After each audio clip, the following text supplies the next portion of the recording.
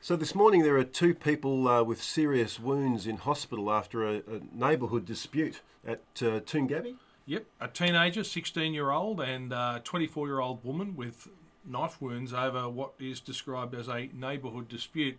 Look, the details of this are all going to be played out as part of the police investigation, but what sort of neighbourhood dispute leads people to do that kind of thing? So a 46-year-old man and his, I think, 17-year-old son are both have been arrested and were facing charges later today.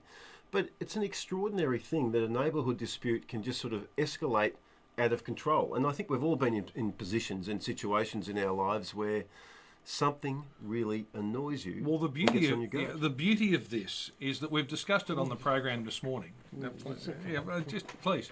We've discussed it on the program this morning, and fortunately, in this context, people will be able to see the look on your face as you describe a situation where somebody was using a lawnmower, was it, or some sort of power? There's been a couple of times in my life where the next door neighbour has started up the lawnmower probably around 7 o'clock in the morning, which is way too early for anyone in any civilised world.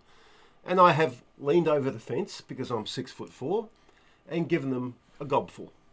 Yeah, so and I think the face gives you an indication that maybe it wasn't just a calm, oh, excuse me, would you mind? Was it a little bit more than that? Would there have been veins what happens is protruding from your neck? This comes out, the eyebrows go down like that, and you can see the jaw clenching, and it isn't pretty, particularly if you've had to ask them beforehand as well. Yeah, but most of the time I'm a pretty good neighbour. But the line has got to be drawn between that and you can actually be firm with someone and taking it into your own hands, behaving in a violent manner. Aren't people aware of where boundaries are these days? Well, clearly not in this case, and there's been quite a few other incidents of that happening in various neighbourhoods around Sydney over the last few years, and it makes you, why would you rush in on a Sunday afternoon, grab a knife and then stab someone?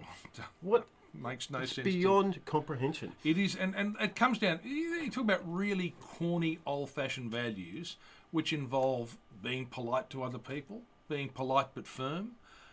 They seem to have gone out the window.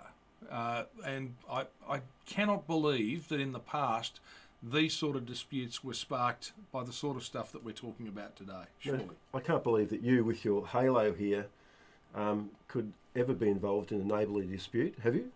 I don't think so, no. I don't know. Not that I can remember. What, you've never, ever had a dispute with a neighbour over junk being thrown out onto the front lawn? Or? Oh, there was in our street there was a small issue involving someone putting some junk on their front lawn. I wasn't involved in it. I was the observer. I was like the United Nations. But didn't you tell me that somehow that junk mysteriously ended up on the front neighbour's lawn in the middle of the night? It did, and it wasn't. It had nothing to do with me. As I say, I was the United Nations in the middle of all this, the peacekeeper, as I always am. But in that case, it didn't get into violence. This is the whole thing. You know, there are boundaries you have to draw, surely. And I think if you can't, learn to live with each other, if you can't do that, then you don't deserve to be here in the first place.